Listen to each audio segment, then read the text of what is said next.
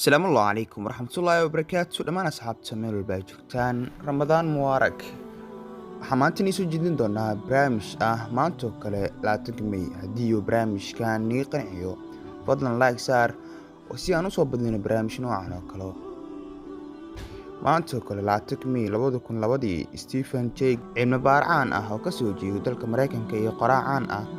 ayaa u dhintay cudurka kansarka asigoo 60 jir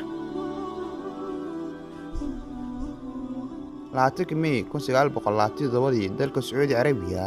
waxay madax banaani ka qaadatay boqortooyada Ingiriiska heshiiskii Jidda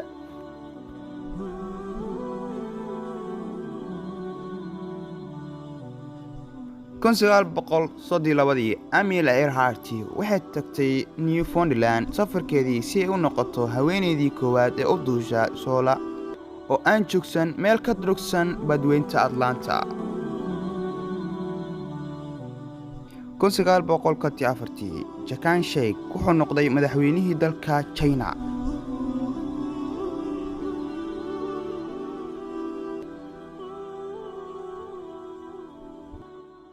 haddii uu barnaamijkan qanciyo fadlan like saar haddii channelkan kugu cusub yahay fadlan subscribe saar share garee si u gaarto asxaabtaada waad mahadsantihiin